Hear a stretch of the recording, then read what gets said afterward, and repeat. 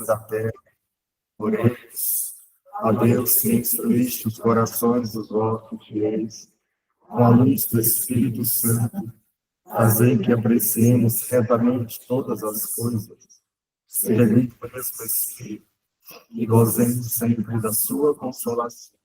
Por Cristo, Senhor nosso. Santa Mônica, rogai. Santo Agostinho, Rogai. Santo Tomás de Aquino, Rogai. em nome do Pai, do Filho e do Espírito Santo. Amém. Antes da gente continuar, então, a nossa aula, pessoal de casa, alguém tira uma foto e manda o pessoal de casa? Porque eu acho que não está pegando muito bem, não. No quadro, para quem não está enxergando, está escrito assim, ó. Fizeste do Senhor para ti, inquieto está o nosso coração enquanto não repousa, né, em ti. Uma frase, então, de Santo Agostinho. Como a nossa aula foi adiantada um dia, nossa aula ia ser amanhã, e eu queria trazer essa frase para amanhã, né, mas eu quis trazer mesmo assim, no dia de hoje, dia de Santa Mônica, da mãe de Santo Agostinho, é uma das frases que eu coloco, então, como eu falei, no início das nossas aulas. Qual foi a última frase que eu coloquei no início da nossa aula? Da nossa última aula? A última frase, aquela primeira que eu coloquei aqui, ó. Eu chamo essas frases para vocês que estão aqui. Boa noite, bem-vindas. Boa noite. Isso. Essas frases, isso. Eu chamo essas frases de frases urgentes para o nosso tempo. Isso mesmo. Restaurar todas as coisas no Cristo. Foi a última frase que eu coloquei aqui no quadro. E hoje eu coloquei uma segunda frase para nós. Fizeste o Senhor para ti. Inquieto está o nosso coração enquanto não repousa em ti. Eu chamo essas frases de frases urgentes para o nosso tempo. São frases que tocam, então, o homem moderno. Tocam, então, a nossa realidade. Como a gente vai ver aí, a gente viu, então, na última aula, é o senso do mistério. Só que o senso do mistério deu muita pano para manga, a gente ficou discutindo, né, sobre a revelação de Deus em Moisés, em São Paulo, a Trindade Santa. Eu estou preparando uma aula sobre a Trindade. Eu quero que a gente ver um pouquinho sobre essa Trindade, essa revelação plena em Jesus Cristo. Mas sim? A nossa terceira atitude fundamental aí é o compromisso com o povo. Não sei se vocês viram, pessoal de casa, já comentei com o pessoal que está aqui hoje, agora. Os bispos da Amazônia mandaram para o Papa Leão uma cruz com uma árvore crucificada.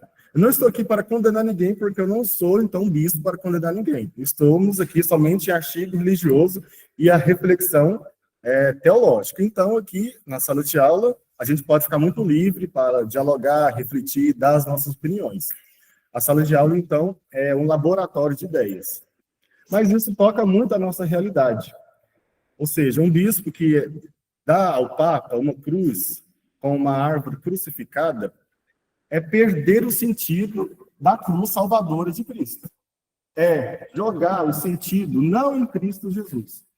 É jogar o sentido somente na natureza. É falar que a natureza ela tem mais importância do que o próprio Deus. É uma mentira. É uma mentira. O terceiro tópico aí, a atitude fundamental, o compromisso com o povo, é exatamente um dos pontos fundamentais para se começar a fazer teologia, o refletir sobre a teologia. Porque nós que estamos fazendo teologia, refletindo sobre a teologia, esse terceiro tópico, ele toca muito o nosso dia a dia. Toca primeiramente nós, que estamos aprofundando, então, na questão teológica aqui, e toca também o povo de Deus que está lá fora. Uma vez que a gente, aprofundando no saber teológico, temos respostas para a nossa vida, encontramos, então, na teologia respostas mais profundas para a nossa vida, também devemos levar essas respostas para o povo lá fora. Para o povo lá fora. É deixar de ser ignorante, entenda como ignorante aqui, no sentido de não saber. É sair da ignorância para a verdade plena em Jesus Cristo. É isso que deve acontecer, então, com esse terceiro tópico, essa atitude fundamental, compromisso com o povo. Primeiro a nós, que sabemos a verdade, e experimentamos a verdade, e levar então essa verdade aqui na teologia, que nós descobrimos, na reflexão teológica, para com o povo. Para com o povo. É não deixar o povo na ignorância. É não deixar o povo na ignorância. Vamos refletir.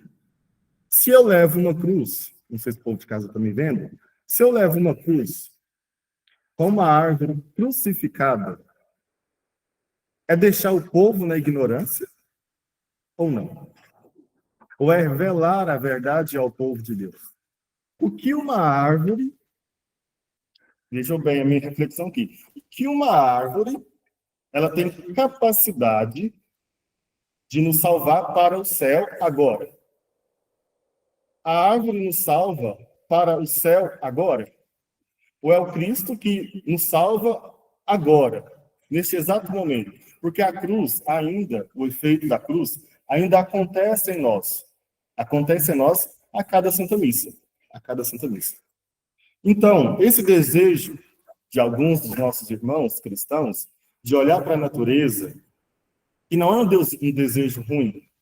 Não é um desejo ruim. Porque Deus disse, dominai a toda criatura. Só que Deus disse, dominai a toda criatura e não destruir a natureza criada. Se for para, nesse ponto de reflexão, de dominar e cuidar da natureza criada, estamos sendo, então, como o Criador nos pediu. Dominamos toda a natureza e cuidamos, então, da natureza. Agora, o ponto que há divergência entre nós.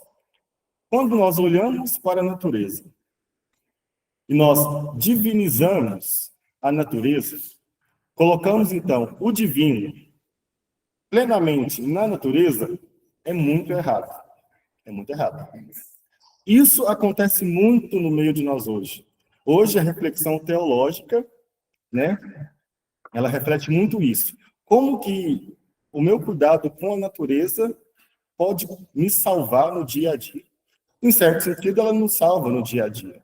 Porque nós dominamos a natureza, nós devemos cuidar, então, da natureza, porque é obra de Deus. É obra de Deus. E isso, a campanha da fraternidade, em certos pontos, ela tem razão. A natureza, ela é obra de Deus e devemos cuidar, então, da natureza.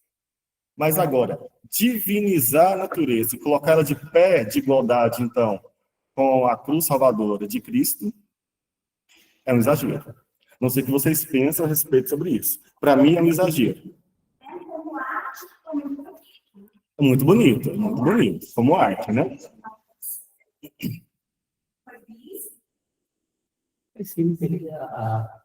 A CNBB? Isso. Não vou entrar na questão da CNBB, não, mas é só para a gente refletir. O que esses gestos podem nos levar a crer? Parece que Jesus, e tudo que ele faz, desaparece do horizonte da vida humana. Desaparece. Por quê? Porque nós colocamos toda a nossa esperança aqui, no agora. Devemos trabalhar aqui, o agora, a matéria no agora, a natureza agora. É muito Karl Marx, né? É trabalhar aqui. Aqui, nós vamos ser salvos aqui. E não tem uma instância lá fora. Isso, alguns pontos da teologia da libertação, ela vai debruçar muito em cima disso. Muito em cima disso. Por isso que esse terceiro ponto aí, essa atitude fundamental, o compromisso com o povo, ela deve brilhar muito em um teólogo. Porque quando um teólogo, ele então reflete sobre a teologia, ele pega então Deus, a revelação, e começa a refletir, olha para a realidade, e dá então a resposta ao povo de Deus, deve brilhar nele então um compromisso com o próprio povo de Deus. É não deixar o povo de Deus na ignorância. É levar o povo de Deus, por meio da sua reflexão teológica, à verdade. E quem é a verdade? Jesus Cristo. Jesus Cristo. Deus. Deus revelado em Jesus Cristo. Pai, Filho e Espírito Santo. Certinho? Isso articula muito com os outros dois pontos, né? Amor ao estudo da fé. É Deus. É Deus, e devemos amar Deus. E o senso do mistério. A gente ainda não vai abarcar totalmente aqui nesta vida a plenitude de Deus. Deus total. Ainda não vamos alcançar isso. não vamos alcançar isso. Certinho? Alguma dúvida sobre esse terceiro ponto, compromisso com o povo? É muito tranquilo, né, de entender, dá até para a gente refletir. Se não tiver dúvida. Esta é uma citação, eu acho que eu não trouxe o livro, não, trouxe sim. Essa citação do livro Missão e Natureza da Teologia, do Papa Bento XVI. É este aqui. Este aqui. Esse verdinho. Vai dizer assim, ó. Para exercitar a função profética no mundo, o povo de Deus deve continuamente despertar ou reavivar a própria vida de fé, particularmente por meio de uma reflexão sempre mais aprofundada, guiada pelo Espírito Santo, sobre o conteúdo da própria fé e através do esforço de mostrar a sua racionalidade àqueles que perguntam pelas razões. Pelas razões. Ou seja, é nós aprofundarmos, então, no saber teológico para nós mesmos, nesse esforço de estudar cada dia mais a nossa fé e dar a resposta àquele que nos perguntar, então, a razão da nossa esperança. A razão da nossa esperança. Só que aqui, o Papa deixa bem claro, é aprofundar, então, o saber teológico. Porque quem chega, quando eu sou mesmo, eu chego para o ponto. Qual é a sua esperança? Jesus Cristo. Resposta válida, profunda, Jesus Cristo. Mas ele começa a atacar, então, Jesus. O que você vai fazer? Se você não aprofundou, então, o seu saber teológico. Você, então, não vai conseguir dar uma resposta minimamente satisfatória a isso. A quem perguntar, então, as razões da sua esperança. Jesus Cristo é a razão da nossa esperança? É razão da nossa esperança. É sempre razão da nossa esperança. Mas se ele perguntar, ele é verdadeiramente filho de Deus? Ou ele é somente um homem que Deus dotou, então, de uma capacidade divina? Você deve, então, por meio da sua reflexão teológica, saber responder. Não, ele é verdadeiramente Deus. Verdadeiramente Deus. E o mínimo do conhecimento, então, da Bíblia. Mínimo de conhecimento, então, da Sagrada Escritura. O Papa continua ainda mais. A vocação do teólogo, meu Deus, da teólogo. Entre as vocações suscitadas na Igreja pelo Espírito Santo, distingue-se a do teólogo, que, em modo particular, tem a função de adquirir, em comunhão com o magistério, uma compreensão sempre mais profunda da palavra de Deus, contida na Escritura inspirada e transmitida pela tradição viva da Igreja. Esta citação aqui do Papa Bento XVI, ela define, então, a vocação do teólogo e define, então, como que o teólogo deve fazer teologia. Deve fazer teologia. Todo teólogo católico, porque tem uns teólogos protestantes, só até bons, alguns pensadores protestantes são bons. Vamos mentir, não? São bons, sim. Mas todos os teólogos católicos, eles devem, então, adquirir, em comunhão com o magistério, uma compreensão mais profunda da palavra de Deus. Em comunhão com o magistério, é em comunhão com a igreja. Em comunhão com a igreja. É um fato interessante que aconteceu após o Vaticano II, e a abertura da igreja, então, para o pensamento moderno. Muitos teólogos começaram a refletir sem a tutela da igreja. Sem a tutela da igreja. Ou seja, muitos teólogos se acharam acima, então, dos bispos. A gente tem que lembrar que uma definição essencial da Igreja Católica é que ela é apostólica. A igreja, ela é apostólica. Isso define a sua apostolicidade da igreja e diz que a igreja pertence, então, aos bispos. Aos bispos. Eles são, então, os chefes da igreja. Apostólico quer dizer exatamente isso. A igreja pertence, então, aos bispos, os chefes da igreja, os apóstolos. O que aconteceu, então, após o Vaticano II, na década de 70, 80, 90? Muitos teólogos se acharam, então, acima dos bispos e começaram a fazer teologia, sem, então, as rédeas da igreja. E surgiram, então, muitos movimentos contrários àquilo que a igreja ensinava há 2000 anos. Uma das coisas das teologias, desses desmembramentos da teologia que nós conhecemos hoje, todo mundo conhece, é a fatídica teologia da libertação. Não que a teologia da libertação, entendo bem o que eu vou falar, seja ruim, mas a maneira de fazer teologia da libertação, principalmente aqui na América, afastava então de todo o dado revelado. O que a teologia da libertação fazia então com a Igreja Católica? Nas palavras do Papa Bento XVI, a teologia da libertação, ela não negava um dogma. Ela não negava um dogma, por exemplo, da divindade de Jesus. A teologia da libertação, ela revirava todo o cristianismo de cabeça para baixo. Não importa o pensamento da teologia da libertação. Não, pecado, isso não é urgente mais. Urgente é o quê? É trabalhar aqui agora. É os pobres. É ele que nós temos de ir. É um erro? Não, não é um erro. Não é um erro. Mas o que aconteceu? A teologia da libertação pegou esse discurso dos pobres, fazendo bem resumido aqui mesmo, e colocou no centro do cristianismo. É isso que não pode. É isso que não pode. Sem a tutela do magistério da igreja. Tirou, então, Cristo do centro da igreja e colocou, então, os pobres, de uma maneira bem assim, rústica que estou falando aqui, essa concepção, essa mentalidade de pobreza no centro da igreja. No centro da igreja. E tirou, então, o mistério de Cristo. E isso esbarra em nós até hoje. Em nós até hoje. Na liturgia, ela foi a mais afetada, se a gente for perceber. Graças a Deus que hoje a liturgia está sendo mais tranquila, né? Mas na década de 70, 80, a liturgia ela foi simplesmente atacada.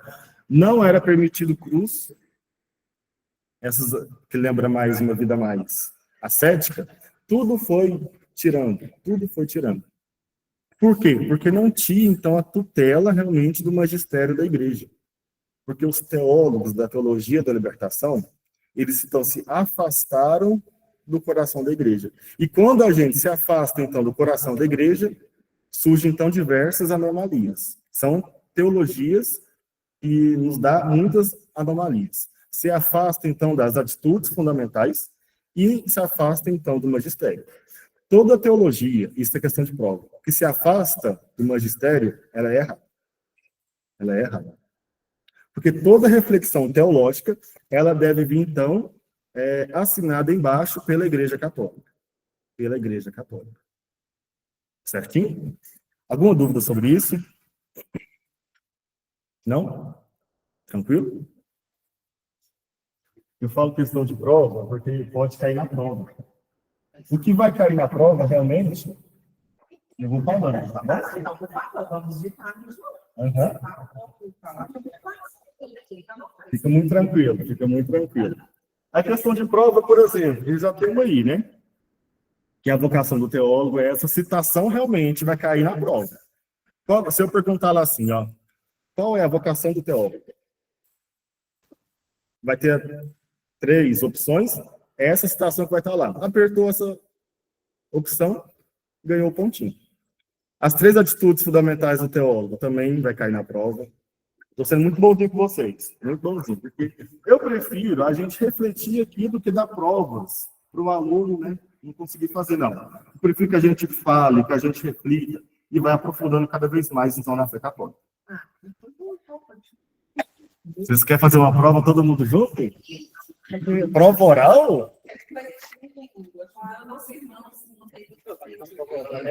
Prova oral é legal, mas vocês estão muitos, eu sou só um. Eu sou só um. Vamos então no termo que a gente está falando aqui a vida toda e não parece nunca chega, né? Deixa eu ver aqui o que eu botei.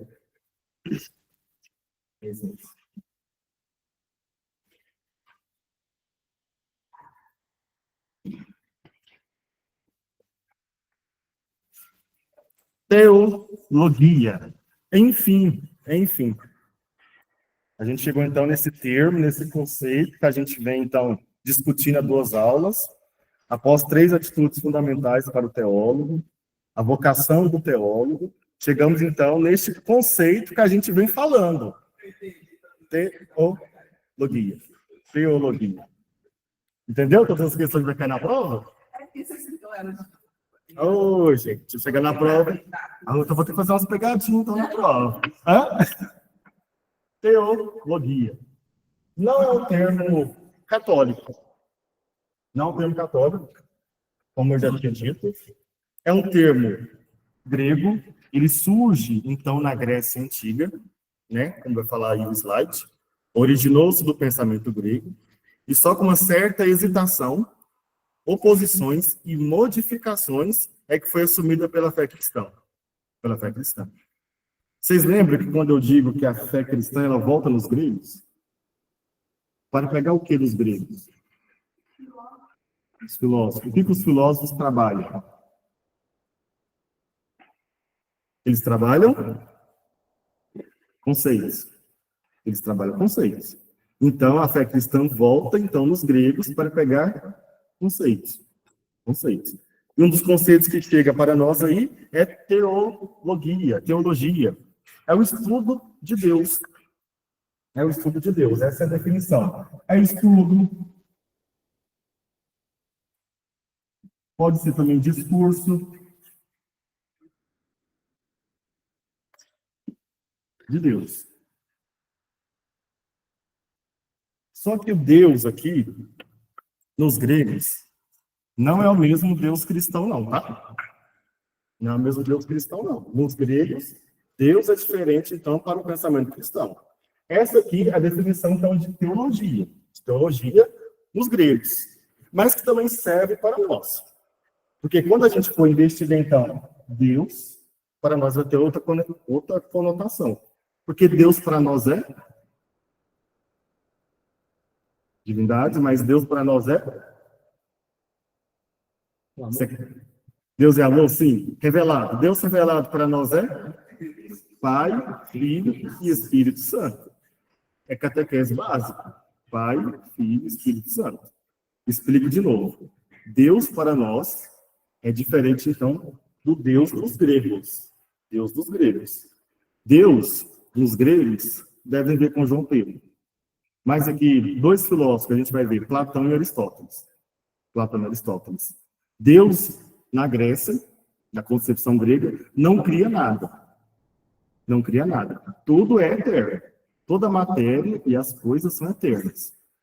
Para nós, não. Para nós, há uma diferença muito profunda aqui, então, de Deus, que não cria nada, para o nosso Deus cristão. Porque a gente crê que Deus cria todas as coisas do nada. Do nada. Aqui o conceito de criação é que vai dividir, então, o pensamento grego do pensamento cristão. Porque o conceito de criação não tem nos gregos. Não tem nos gregos. É um conceito bíblico. É um conceito bíblico, é um conceito cristão. Criação. Deus cria do nada. Deus cria do nada. Alguma dúvida? Certinho? Posso deixar essa na prova também? A diferença, Professor? Então, dos... Professor? Pode falar? Sim? Uma dúvida e um comentário aqui. Nesse caso, como a nossa fé bebe um pouco da cultura grega também, né, e muitos textos bíblicos são escritos em grego, Paulo esteve na Grécia, né, eu poderia fazer o link desse conceito que nós temos aí da teologia para nós cristãos. Eu poderia linkar isso com aquela visita de Paulo, apóstolo, aos gregos lá, onde ele foi pregar para os gregos e ele viu lá na Grécia, né, um espaço lá dedicado ao Deus desconhecido dos gregos, e que ele disse a eles que ele ia falar para eles sobre esse Deus desconhecido? Pode sim. Pode sim. São Paulo, ele vê, então, escrito, culto, então, ao Deus desconhecido. E diz que esse Deus desconhecido, para, então, os gregos, é, na verdade, Jesus Cristo. Então, ele prega o Deus verdadeiro e revelado em Jesus Cristo para os gregos. Pode sim, pode sim. Olha a sacada de São Paulo. O Deus desconhecido que vocês não conhecem, eu vim pregá-lo. Jesus Cristo. Jesus Cristo. Muito bonito. Pode sim, não tem importância. Até uma questão, assim, né, de aprofundar a fé. Os gregos tinham um Deus desconhecido. Nós levamos, então, Deus revelado a eles. O Pai, o Filho o Espírito Santo. Uhum. Isso.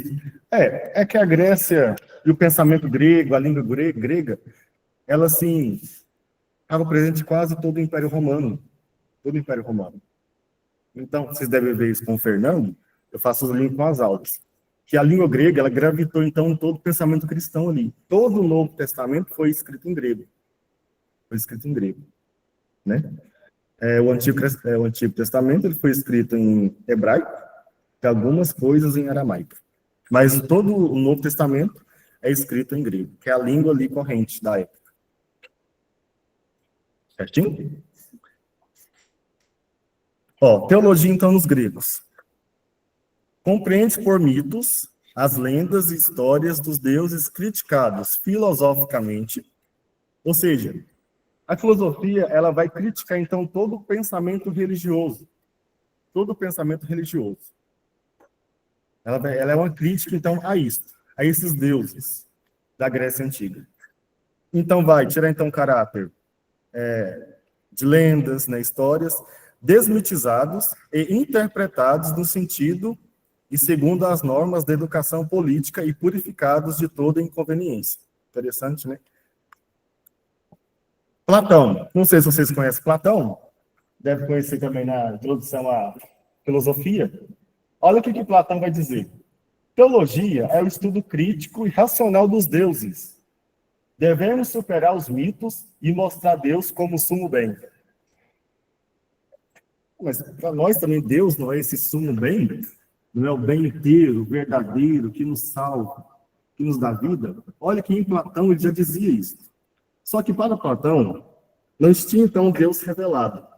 E Deus aqui é uma ideia. É só uma ideia. Não tem uma entidade, não tem uma pessoa, como pensa o cristianismo. Deus para os gregos não é o Deus dos cristãos, como eu falei. Deus para os cristãos é pessoa, concreta. O Pai, o Filho e o Espírito Santo. Nos gregos, é uma ideia, somente uma ideia, que devemos alcançar esta ideia de sumo bem. De sumo bem. Isso que Platão pregava. Santo Agostinho também vai usar esse pensamento para explicar, então, Deus. A gente vai ver mais à frente. Outro que é muito importante, e Santo Tomás de Aquino, ele bebe, então, em Aristóteles. Aristóteles, para São Tomás de Aquino, é o fio condutor da sua filosofia e da sua teologia. Se fosse para mim escolher hoje, entre Platão e Aristóteles, eu escolheria Aristóteles. Aristóteles. Opinião minha, Aristóteles. O jeito que Tomás de Aquino ele pega o pensamento aristotélico e formula, então, o seu pensamento sobre Deus e dá à igreja, então, bases firmes, sólidas, é algo incrível. E sobre a pessoa humana. Por isso, na primeira aula, quando eu disse que a antropologia de Santo Tomás de Aquino, ele volta em Aristóteles, é uma resposta, então, à crise do homem contemporâneo. O homem contemporâneo. Só que ele vai dizer assim, teologia é o estudo do ser mais excelente, olha que interessante, ou supremo, da filosofia. A filosofia primeira é a ciência de Deus. A filosofia primeira aqui é a metafísica, vocês vão ver na introdução. Mas eu quero que vocês notem isso, né? Todos os filósofos, eles vão apontar para uma instância fora da realidade, seja a ideia ou o ser, que é superior a todas as coisas. A todas as coisas. Eles sempre vão apontar, esses dois, para uma instância superior a todas as coisas que existem. Em Aristóteles, então, é o motor imóvel, ou este ser mais excelente ou supremo da teologia. É a ciência de Deus. Deus aqui ainda é uma ideia. Ainda é uma ideia. Mas temos algumas características que a gente pode aplicar ao Deus cristão. Porque quando eu digo que Aristóteles diz que o ser é o mais excelente ou supremo da filosofia, no cristianismo isso também vai se transformar. Deus é o ser mais supremo acima de todas as coisas criadas. É o ser que existe por si só. Ele que cria, então, todas as outras coisas. Todas as outras coisas. Por isso que eu quero que vocês percebam. A filosofia grega, que alguns chamam de pagã, realmente é pagã, que não é batizado, ela dá base para nós pensarmos, então, o nosso Deus. Principalmente, então, nos primeiros séculos da revelação bíblica, que vai chegar até, então, os primeiros cristãos, e vai surgir muitas heresias. Essas filosofias aí vai ajudar, então, a nós a pensar, então, Deus é o ser mais excelente, como pensava Aristóteles. Só que a diferença é que este Deus tem nome. Ele é Pai, Filho e o Espírito Santo. É o ser mais excelente. É o ser da onde nós temos, então, a vida. E brota a vida. É o ser que cria todas as outras coisas. É o ser de Aristóteles. Ou não, Deus, em Platão, é o Deus de Jesus Cristo. Porque a ideia do sumo bem é concretizada agora em Jesus Cristo. Ele nos salva, então, na sua encarnação, morte, paixão e ressurreição. Ele ressuscita e salva, então, o gênero humano. Ele é o sumo bem. Ele é o sumo bem. E na sua ascensão, eleva a dignidade do homem e senta, então, à direita de Deus Pai Todo-Poderoso. Onde está, então, o sumo bem. O sumo bem. Olha que as ideias lá rasam perfeitamente, ou quase perfeitamente, então, ao pensamento cristão. Por isso que a filosofia grega é muito interessante a gente estudar. Por isso que tem filosofia ao nosso curso. Alguns podem dizer, nossa, mas é chato filosofia. É chato filosofia, é cansativo, é reflexivo. Até eu pensar o que está acontecendo, já passou a aula. É, de fato. Mas depois que você pega o fio da meada, a filosofia ela dá base para a gente pensar, então, uma abertura de vida. E essa abertura de vida, para nós cristãos, é Deus, o Pai, o Filho e o Espírito Santo. Alguma dúvida nessa questão? Você está caladinho hoje? O que está acontecendo? É que eu não estou falando da Trindade Santa, da revelação de Deus, que a gente está na Grécia ainda? Deixa ela com o tiquinho, né? Hã? Deixa ela com o tiquinho, né? É porque eu percebi que a gente estava assim, vai atrasar, mas eu não importo não. A gente pode dar até a aula e outros horários, eu não importo não. Aí começa então... cadê? Aí começa então este estudo sistemático de Deus e verbos gregos a se aplicar então na cristandade. Na cristandade. Após então a revelação bíblica, Jesus se encarnar, toda a história da salvação, ele sopra o Espírito Santo sobre os apóstolos começam então a se espalhar e começam a escrever em grego as suas cartas, os evangelhos, e começa isso então a chegar aos primeiros pensadores cristãos no ano 150 depois de Cristo, 200 depois de Cristo, né? A gente sabe que o último escrito do Novo Testamento foi o Evangelho de João. Foi o Evangelho de João, Apocalipse, ali no ano 95 a 100 depois de Cristo. Depois disso, nada foi revelado. Nada foi revelado que cabe, então, na Sagrada Escritura. Mas depois desses escritos chegarem, então, aos primeiros cristãos, era necessário e urgente, então, uma interpretação da igreja, ou seja, dos primeiros cristãos, primeiro, para salvaguardar a Sagrada Escritura, no sentido bíblico, segundo, atacar, então, as heresias. Atacar as heresias. Nasce, então, aquilo que nós chamamos de teologia, mas ela ganha, ela vem dos gregos, uma especificidade que ela não tem, então, nos gregos. Chega essa teologia, essa maneira de estudar Deus para os cristãos católicos. Mas, ao chegar para eles, ela ganha, então, uma característica fundamental. Porque os pensadores cristãos, eles voltam, então, na Sagrada Escritura. E se a Sagrada Escritura e a interpretação da Sagrada Escritura é revelação do próprio Deus, a teologia aqui, ela ganha um novo significado. Ela deve ser chamada, e eu quero que vocês chamem ela, assim, de Sagrada Teologia.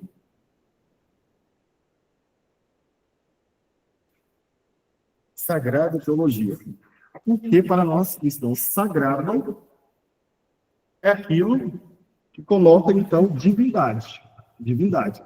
Tudo que é divino é sagrado para nós. Não tem esse termo lá nos gregos, que vai definir a teologia, esse estudo de Deus. Para nós, é sagrada teologia, porque o nosso Deus, ele é revelado, e ele é divino, e é Pai, e é Filho, e o Espírito Santo. É sagrado. Não é, então, profano. Não é profano.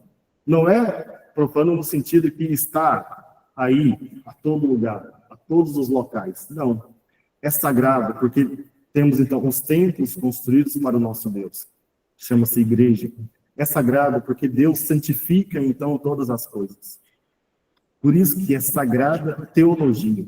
Porque começamos agora, então, nos primeiros séculos, a estudar sistematicamente. Quando eu falo estudar sistematicamente, é o estudo racional dos gregos.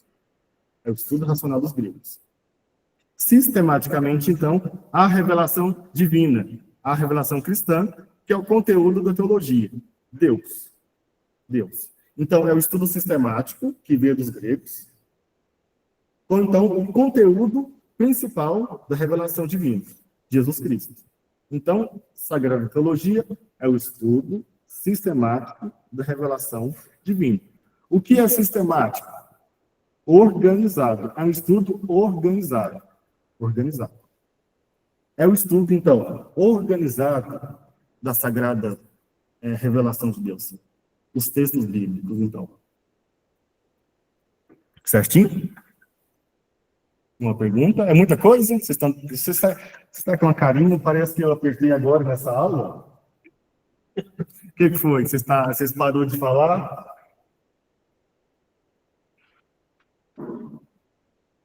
Estudo sistemático. Eu vou colocar organizado.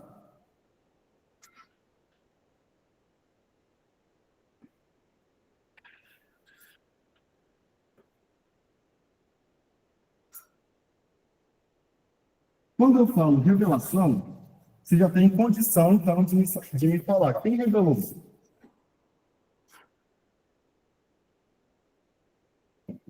Quando eu falo revelação divina, eu estou falando da Sagrada Escritura, correto? Correto. Mas também eu posso falar da tradição oral, aquilo que não está escrito, que foram passando. Quem revelou, então, tanto a revelação divina escrita, que é a Bíblia, e revelou também a tradição oral? Quem é o revelador de tudo isso? Espírito Santo. Espírito Santo. Mas também Jesus Cristo. Jesus Cristo é o revelador. Porque quem nos revela, então, que há uma terceira pessoa da Trindade é Jesus. É Jesus. É Jesus que revela, então, o Pai e revela o Espírito. É, então, a revelação divina. É Jesus que revela, então, aos apóstolos. Jesus nunca escreveu nada. Nunca escreveu nada. Ele revelava, então, aos 12. E os 12, então, para não perder isto, começaram, então, a escrever. Escrever tudo que ele ouvia, tudo que eles ouviram, então, de Jesus. Começaram a escrever. Só que para não perder, começaram a escrever, começaram, então, a pregação oral. A pregação apostólica, nos primeiros anos, não foi escrita, foi oral. Oral. Por isso que o primeiro evangelho a ser escrito, foi o evangelho de Marcos, e Marcos não conviveu com Jesus. Foi aquilo que ele ouviu, então, da pregação oral dos apóstolos. Foi o primeiro evangelho a ser escrito. Marcos não conviveu com Jesus, mas ele ouviu a pregação apostólica nos primeiros anos e começou, então, a escrever. A escrever. Então, quando eu falo revelação divina, tem que vir na minha cabeça tanto, então, a pregação apostólica oral, de fala mesmo, tanto a escrita nos anos posteriores. Isso, então, é revelação divina. É Jesus que revela aos apóstolos, e os apóstolos começam, então, a escrever, então, tudo que ele fez aqui nesta terra. Aqui nesta terra. Dando, então, o pleno cumprimento ao Antigo Testamento. Certinho? E de maneira organizada, então, a igreja vai trabalhar a revelação divina. Alguma dúvida? Começamos, então, a teologia. A teologia. Por isso que quando eu digo que teologia é esse estudo sistemático, ela pode se tornar um pouco um peso. Um peso. E aquelas atitudes fundamentais nos ajudam a estudar mais. A estudar mais. E amar mais a teologia, porque ela pode se tornar um pouquinho, assim, pesadinha, né? Mas, devagarzinho, a gente vai entender. Certinho? No Oriente, então, a gente sabe que o mundo lá, naquela época, mas até hoje também, podemos dizer assim, era dividido, irmão. Oriente, Ocidente. Tinha cristãos católicos aqui, no Oriente, e tinha cristãos católicos aqui, no Ocidente. Os primeiros, então, não foram os primeiros, mas eles receberam de maneira mais integral, foram, então, os orientais. Aí está o slide, né? Na escola de Alexandria, tinha uma escola,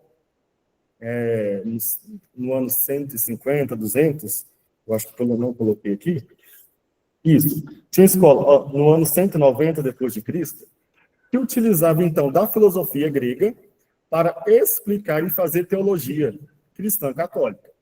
O que isso significava na época? Interpretar corretamente a Sagrada Escritura. Interpretar corretamente o texto bíblico. E esta escola de Alexandria, ela utilizava, então, da filosofia grega e ensinava a filosofia grega, mas também ensinava a teologia. A teologia visando, então, a interpretação da Sagrada Escritura. Dois que despontam, então, nesta escola de Alexandria, que para nós é muito importante, eu estou até com as obras deles aqui, é Clemente e Orígenes. Desponta o uso de teologia para o conhecimento cristão. É nesta escola, então, que começa, então, a utilizar, então, o termo teologia para o conhecimento cristão. E dois pensadores cristãos que estão aí, Clemente e Orígenes. Eles são chamados de padres apostólicos. Aqui está Clemente, uma das obras dele, e aqui também tem outras obras, Inácio de Antioquia. Clemente. Oi? Esse Clemente foi papa? Clemente Romano? Eu tenho que ver, eu tenho que confirmar, na verdade. Tem um Clemente que é papa, mas eu acho que esse não é papa, não. Porque, não sei se é o São Clemente, eu vou confirmar na próxima aula e trago para você, tá bom? Pergunta o Fernando. História da igreja ao Fernando. Olha, então, de Clemente, temos aqui, junto com São Clemente, temos Inácio de Antioquia, Santo Inácio, Policarpo de Esmirna, o pastor de Hermas, Carta de Barnabé, Pápias e a Didaquê, o Catecismo dos Apóstolos, que é a Didaquê. Aqui tem, então, um pequeno resumo, então, da Didaquê, ou ela inteira. Se vocês quiserem ver, no final da aula. De Orígenes, eu tenho aqui, Tratado sobre os Princípios. Uma obra de Orígenes, lá do século 200 anos depois de Cristo. Ele viveu no ano 85 e morreu no ano 254. É uma obra, então, destes tempos. Então, começa o termo teologia, o conceito de teologia para o estudo de Deus. Desde o século IV até hoje, se distingue, então, teologia, estudo de Deus para dentro, lá no Oriente, Trindade, lá no Oriente.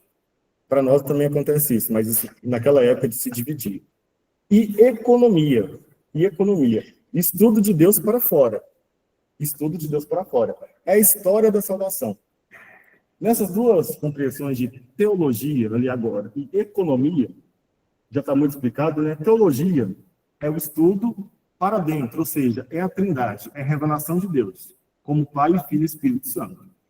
E economia, ou economia, né? Acho que é no grego mesmo, é o estudo de Deus para fora, ou seja, é toda a história da salvação. É todos, então, os artigos da fé. Que vai ser, então, refletido em cima, então, da Sagrada Escritura e vai sendo sistematizado. Esta economia, que é o estudo de Deus para fora e dos artigos religiosos, né, da fé cristã, tem um nome.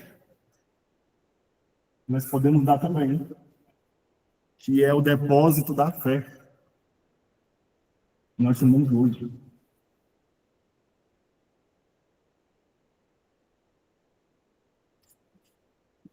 Depósito da fé. Economia, vamos lá. É todo o saber teológico, sistematizado, organizado, que a igreja vem, então, juntando ao longo dos séculos, sistematizando pelos concílios, e chega até nós. Então, toda a doutrina, então, explicada. Catecismo. E esta organização, temos hoje o nome de depósito da fé. Ou seja, toda a doutrina católica é chamada de depósito da fé. Ou seja, tudo aquilo que foi revelado em Jesus Cristo e que foi organizado ao longo dos séculos e sistematizado, que é organizado, é colocado para nós hoje, no depósito da fé. O catecismo é o depósito da fé. Tudo que um cristão católico tem que crer, aqui está. Aqui está. De 2000 anos, aqui está. Os artigos da fé, aqui está. Todos os dogmas, aqui está. Aqui é o depósito da fé. Então, esta economia, ou seja, o estudo de Deus para fora, é isso mesmo. Esse depósito, então, das verdades que vai sendo revelada e sistematizada ao longo dos séculos. No Oriente. Mas que para nós também chega isso. Certinho? Dúvida? Você está cansado? Vocês querem voltar a falar da teologia da libertação? E refletir? Não? Tá tranquilo, gente? Estou achando vocês meio assim. Tranquilo? Então vamos então ao Ocidente. Agora nós ocidentais. Aquela de cá que eu parti aqui, né? Nós ocidentais. Até a Idade Média, pouco se fala em teologia, o conceito de teologia. Faz-se teologia sob o nome de Santo Agostinho, doutrina sagrada. Com Abelardo, no século XII, começa-se a usar o termo para o estudo científico da fé. Mas para Santo Tomás de Aquino, prefere ainda a doutrina sagrada. Qual que era, então, aqui no Ocidente, o problema com a teologia? Com a teologia. Como ela não é um conceito genuinamente cristão, ela é um conceito pagão, não pode-se, então, usar teologia para o estudo, então, do Deus cristão, que é o Deus sacro e sagrado por excelência. Por isso que, então, este estudo racional e sistematizado de Deus, Santo Agostinho e Santo Tomás de Aquino vai dar o nome de doutrina sagrada. Doutrina sagrada. Que para nós hoje não faz tanta diferença. Ou é teologia, ou sagrada teologia, ou é doutrina sagrada. E o conceito é o mesmo. É só artigo de curiosidade. Quem quiser ser muito tão místico, então usa doutrina sagrada. Não tem importância. Certinho? Só que o que acontece, então, aqui no Ocidente, para nós, a reflexão teológica? Tudo que nós temos de compreensão, não tudo, mas a maioria, do catecismo, de antropologia, trindade, os dogmas sobre a Virgem Maria, todo o depósito da fé, foram, então, estes homens corajosos, intelectuais mesmo, que, por meio da reflexão teológica da Bíblia e as luzes do Espírito Santo, refletiram e deram para nós isso. Deram, então, para a igreja uma resposta e a organização, então, dos dogmas ou da revelação divina. Eles deram para a igreja, então, toda a sistematização, a organização, então, da revelação sagrada. Por isso que Agostinho e Santo Tomás de Aquino é para nós hoje muito importante para o nosso estudo. Eles foram aqueles homens que, claro, que não foram só esses homens. Clemente, né, e Orígenes também foram, mas Agostinho e Santo Tomás de Aquino, Santo Anselmo também, São Boaventura e muitos outros grandes santos, eles realmente foram santos intelectuais. Santa Mônica, é dia de Santa Mônica hoje, né? Dia de Santa Mônica hoje. A gente vai ver a história, não vai dar para ver todos esses pensadores, mas a gente vai ver Santo Agostinho e Santo Tomás de Aquino. O que aconteceu com Santo Agostinho? Ele era um pecador desvairado. Né? 30 anos de oração de Santa Mônica até que ele se converte. Deus, então, se converte Santo Agostinho. Ele tem um filho. Mas qual, então, era a problemática da vida de Santo Agostinho? Que aqui é o essencial para nós. Ele sempre buscava a verdade. Independentemente aonde. Ele sempre buscava a verdade, independentemente aonde. Sempre buscava. Por meio disso. Nessa busca da verdade, ele caiu, então, no maniqueísmo, em doutrinas erradas. Só que, por meio de uma revelação divina e de Santo Ambrósio, as pregações de Santo Ambrósio, deu a Santo Agostinho, então, bases, então, para interpretar a Sagrada Escritura. Corretamente, coerentemente. Nessa interpretação legítima da Sagrada Escritura e sistematizada, que Santo Ambrósio apresentou para ele, ele viu, então, a verdade plena, Jesus Cristo. Experimenta-lo, então. Bateu o nosso sino, parece que hoje foi mais rápido, né? Essa hora que eu mais. Conclusão geral, para a gente não passar. Só se vocês quiserem ir embora. Conclusão geral. Prova, tá? A Sagrada Teologia carrega as marcas de suas fontes. Exato. Da fonte cristã veio o conteúdo.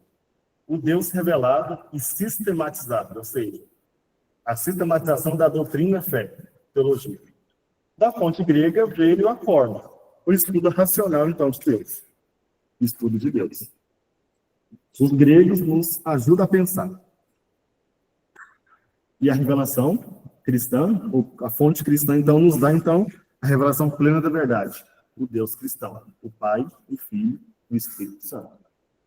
Vai surgir assim, então, na Idade Média, até hoje, né? A razão explica a fé e a fé ilumina a razão. As duas se dão a mão, então, na Idade Média. Não é contraditório. Até chegar naquele terceiro momento fundante que eu apresentei para vocês, que é a modernidade, que a razão solta a mão da fé, deixa ela de lado e a razão triunfa sobre a fé. E Deus, em parênteses, entre aspas, né? Morre.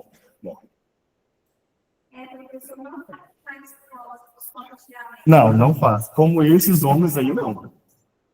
Não, agora foi até, assim, falacioso.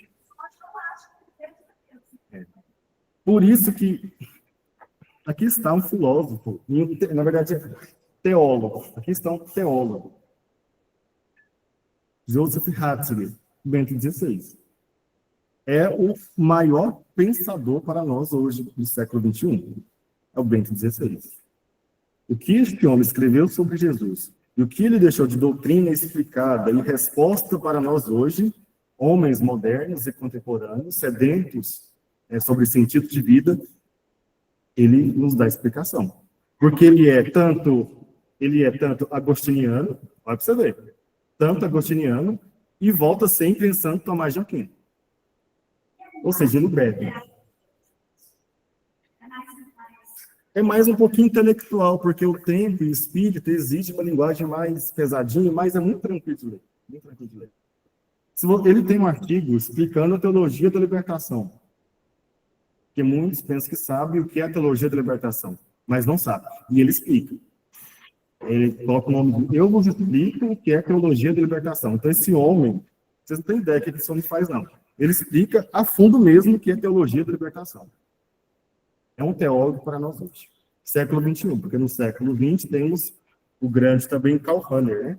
Karl Rahner. Acho interessante assim, que ele vem para discutir São Paulo, Isso. naquela beleza que a gente tinha de São Paulo, né? Isso. Eu acho que é. Ele era secretário do Papa João Paulo II, né? Eu, por exemplo, que assim, que não, esse vai dar não. Interessante que o Papa João Paulo, os escritos do Papa João Paulo II, quem fazia era o Bento XVI, cardeal na época, né? Claro que não é anulando o Papa João Paulo II, nada disso. Ele é um filósofo, um teólogo profundo também. Mas ele tinha amparado consigo esse pensador, cardeal Joseph Ratzinger, que virou Papa, Bento XVI. O seu homem direito, então, era o Papa, Bento XVI, quando ele era Papa, né? O Papa João Paulo II. Tinha por base, então, este homem aqui. Gente, vocês querem estudar um Papa? Então, estude o João Paulo II e estude o Bento XVI. Estude o Bento XVI. Podem acalmar?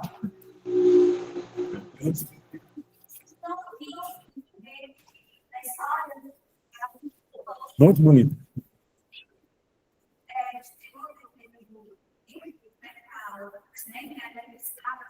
Tem as guerras dos papas, teve 2 papas, né? Qual que era o verdadeiro?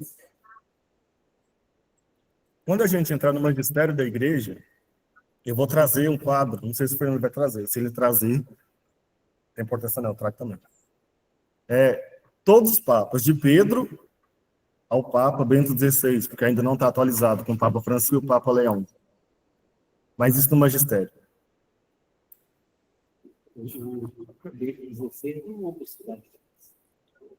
O Bento XVI. Massacrou ele. Se o pessoal de casa tiver alguma dúvida, pode me mandar no WhatsApp, tá bom? Professor? Boa noite. Então, Sim? eu tô aqui olhando os slides de novo aqui, e aí, assim, da aula de hoje, né, tudo que foi falado sobre a teologia, a gente tem o Deus revelado, né, a Trindade, que é teologia, né, que é a teologia para dentro, e aí a gente tem tudo que vem depois, né, a história da salvação, os teólogos, que é a economia, que é o estudo de Deus para fora, né, e aí o senhor explicou aí que dentro do catecismo está aí a economia, né, que é o Deus para fora. Eu poderia associar a teologia, no caso aí, fazendo a distinção entre os dois termos aí, né, economia e teologia, eu poderia falar que a teologia, que é o estudo de Deus para dentro, né, e a Trindade, eu poderia associar às Sagradas Escrituras, uma vez que através das Sagradas Escrituras e de forma palpável a gente consegue ver Deus, ter acesso a isso, a Santíssima Trindade e ao Deus revelado? É exatamente isso. Exatamente isso. O que acontece? Esse Deus revelado, quem nos revela e nos traz para nós é Jesus. É Jesus, que revela a Trindade. Mas quem escreveu, então, sobre essa revelação foram os apóstolos, que escreveram, então, a Sagrada Escritura. Quando eu digo que o conteúdo, ou esse Deus que é para dentro revelado, eu só tenho base na Sagrada Escritura. Na Sagrada Escritura. Eu não vou achar em outro local bases profundas para explicar a Santíssima Trindade, a não ser, então, na própria Sagrada Escritura. É um Deus para dentro, então, que eu recebo, então, da Sagrada Escritura. Da Sagrada Escritura. Certinho? Por isso que a Sagrada Escritura é a fonte da teologia. Da teologia. Ficou claro? Mas pode sim. Para falar da Trindade, eu tenho que votar, então, em Jesus. Em Jesus.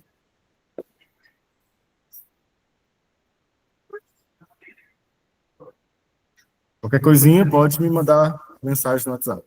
Tá bom? Boa noite, bom descanso. Com Deus.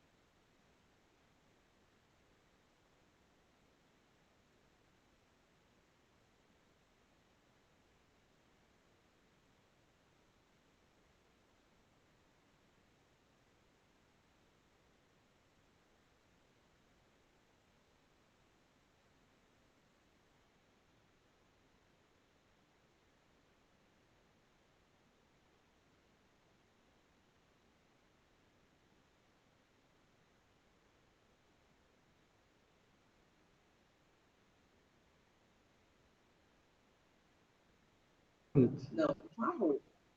O que, ó? Falar que eu sou gente boa, e você vai me dar um monte de coisa. Não, já tá aqui, ó, tá anotado. Laura, mais um ponto.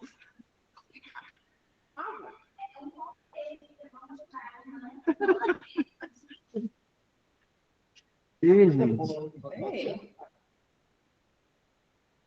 Tá, eu já vi que dá certo isso aqui. Daqui a pouco eu vejo. Tem que ser seguramente. Qual que é o canal mesmo? Gustavo. Gustavo, você viu que eu tava te chamando de Fernando na última aula? É porque toda hora esse Fernando, Fernando, Fernando. Se vai de tanto que eu tirei que Fernando. Todo mundo chama de outro nome. Me chamam de Nossa, Thiago, Gustavo, Fernando, desculpa. Gabriel, Guilherme. Palmeiras? Não? Ah! E ele respondeu, eu falei, e ele respondeu, Porque sempre me chamam com um nome diferente. Deixa eu ver se esse trem vai projetar aqui. Mas ó, uma coisa fácil, você pode copiar a parte que a gente vai estudar na próxima aula no celular e manda pro GPT e vou conversando com ele. Ele vai conversando, eu vou conversando com ele, vai para Irmão, qual que é o seu nome mesmo? Clodoaldo. Clodoaldo. Vai dar certo, Clodoaldo. Vai, não vai?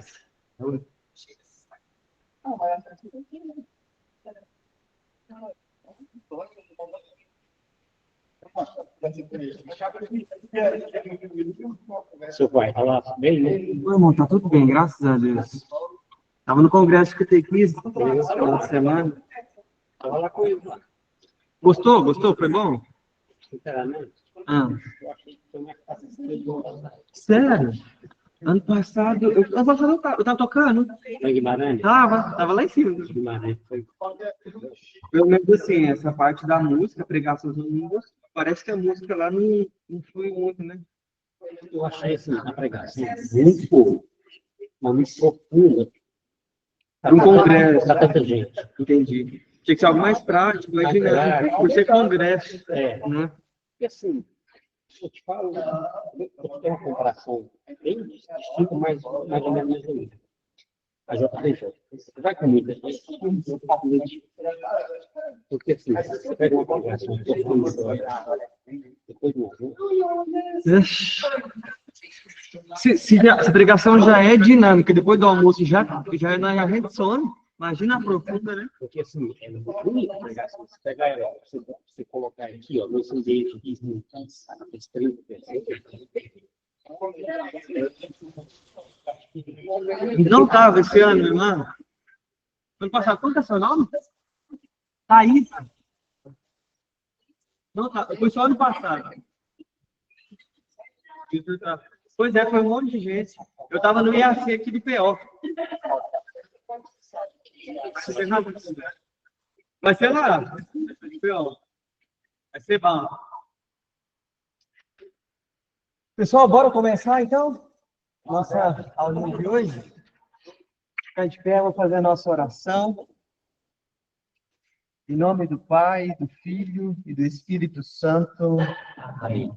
Senhor Jesus, nós queremos te entregar mais esta aula neste dia, nesta noite, te entregando também tudo aquilo que nós vivenciamos ao longo de hoje, bem como nossas alegrias, mas também nossos cansaços, pedindo que o Senhor revigore a nossa fé, mas também revigore o nosso físico, Senhor, para que este estudo seja a maneira de engrandecer o teu nome e fomentar a nossa fé cada vez mais no teu Filho Jesus. Tudo isso nos pedimos por intercessão de nossa Mãe Maria Santíssima. Ave Maria, cheia de graça, o Senhor é convosco. Bendita sois vós entre as mulheres. Bendito é o nosso ventre, Jesus. Santa Maria, Mãe de Deus, rogai por nós, pecadores. Amém. Glória ao Pai, ao Filho e ao Espírito Santo. Como é no princípio, agora e sempre. Santa Mônica, rogai por nós. Em nome do Pai, do Filho e do Espírito Santo.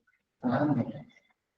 Pessoal, alguma dúvida sobre a nossa última aula? Ficou para trás? Foi uma aula mais introdutória, né? Nossa, vou mandar a Júlia mesmo, irmão. Ah, que legal. Do Sanzão. Qual é o seu nome? Júlia. Eu lembrei aqui agora. Pessoal, então vamos lá. Hoje a gente vai começar uma área mais... Vamos adentrar mesmo na filosofia de uma maneira mais concreta, né? Pode ser que aí... Hoje nem tanto, mas daqui para frente pode ser que vai apertar um pouquinho, mas vai dar tudo certo. Vai dar certo. Vou falar que vai dar certo. Na última aula, nós precisamos recapitular 3 pontos muito importante mesmo. Posso até pedir para vocês depois, algum trabalhinho, que é a base principal da filosofia, né? Que a gente falou. São 3 pontos.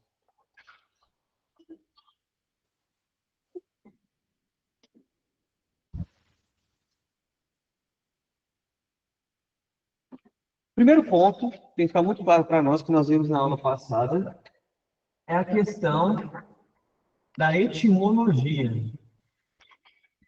Estão lembrados do que significa etimologia? Significado da própria palavra. Significado da própria palavra. O que significa, então, filosofia? A palavrinha filosofia. Amor a... Sabedoria. Vamos lá. Vamos lá. É o incentivo, né? Então, a palavrinha filosofia, o que ela significa, gente?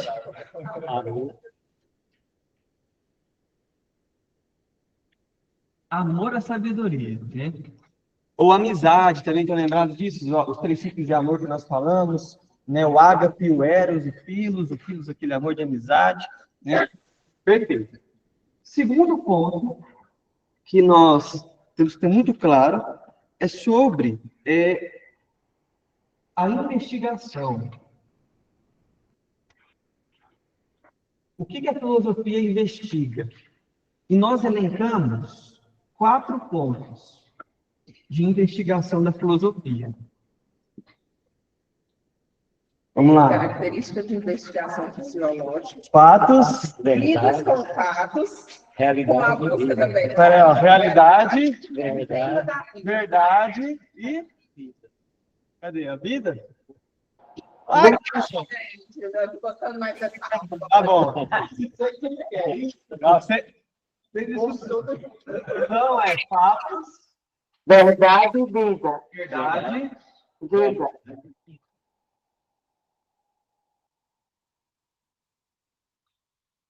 Minha amiga, qual que é seu nome?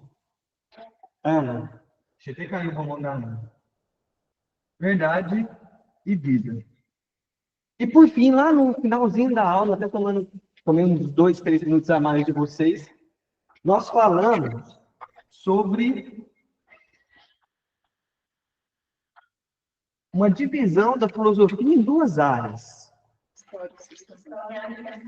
Parte histórica, parte sistemática. Parte Histórica, parte sistemática. sistemática. Você já ganhou? Não. Ah, não? Obrigado. Foi quase, irmão, mas na próxima eu te queria dizer para todo mundo, vocês desculpam, mas quem tá online, pessoal, vai ficar bom, vai ficar mandar uma foto do sonho de valsa. Tô brincando, brincadeira. Então nós temos a divisão e aqui agora a gente vamos elencar aqui bonitinho. Temos a divisão então da filosofia. Tranquilo os outros pontos aqui, anotem aí, guardem isso, viu, pessoal? Terceiro ponto é a divisão da filosofia. Nós falamos de uma parte histórica,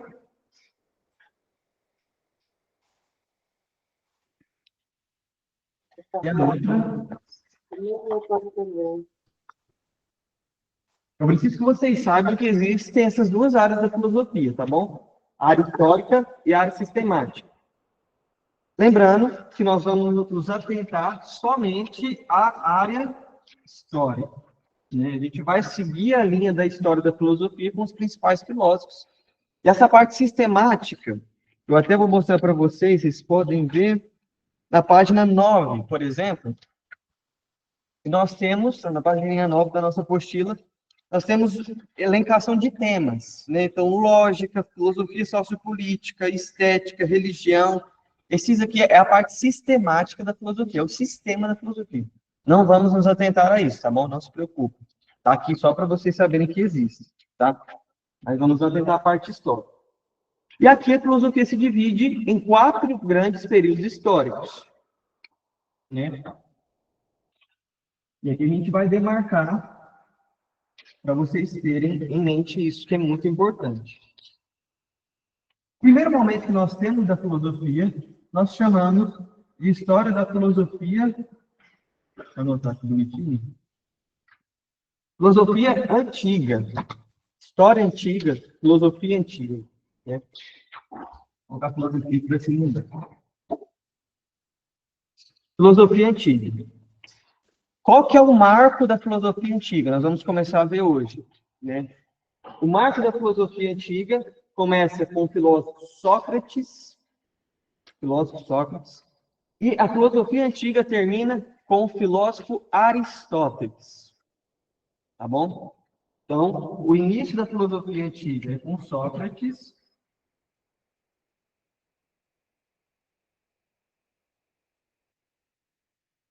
E termina com Aristóteles.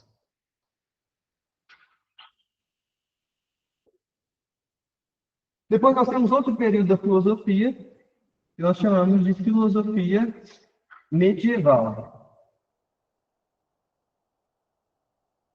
E aqui é onde tem a ascensão maior do estudo da teologia junto com a filosofia. Nós vamos elencar o início da filosofia medieval com Santo Tomás, com Santo Agostinho, e o final da filosofia medieval com Santo Tomás de Aquino. Início da filosofia medieval, Santo Agostinho. Final da filosofia medieval, Santo Tomás de Aquino. Depois nós temos uma área que nós chamamos de filosofia moderna.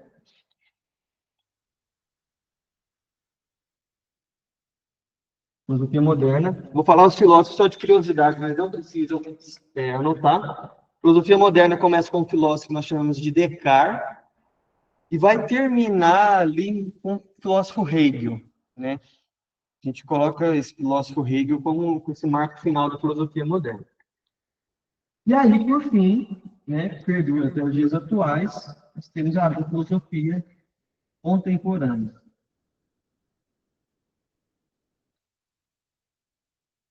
Filosofia contemporânea. Tem o seu início ali com o que nós chamamos de certa maneira, o idealismo alemão, né? Filosofia contemporânea, e vem até os dias atuais. Né? Dias atuais. Tá bom? Essa é a divisão histórica da filosofia. Certinho? Tranquilo? Então, pode pagar? Esse professor acelerado, né, gente? Nossa, eu acho que o pessoal de casa. Ela não está falando nada, não. Qualquer coisa, vocês ficam atentos no grupo para mim. São as 4 áreas, então, da filosofia.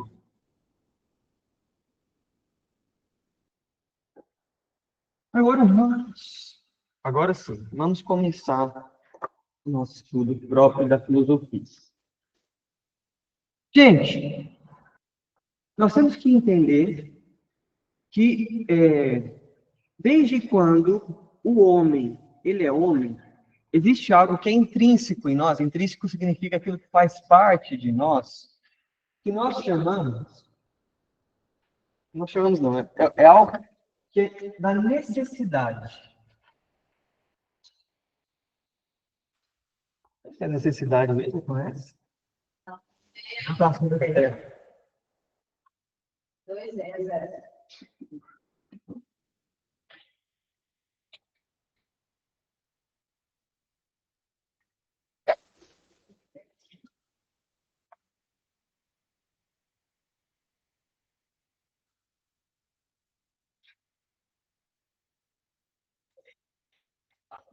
Então, nós temos isso embutido em nós. Nós temos uma necessidade de explicação para tudo. Para tudo que está em nossa volta, para toda a realidade. Já percebe a famosa, o início ali da criança, né? Quando ela está no período da infância. Tudo tem um porquê, né? Tudo questiona por quê? Ah, mas por que isso? Ah, mas por que daquilo? Né? É o ato filosófico, vamos dizer assim. Então, existe uma necessidade de explicação. Eu preciso buscar explicações nas coisas. E aí sim, quando o homem, né? E aqui a gente está falando de um homem ocidental, né? O que isso significa? É o homem ali da Europa.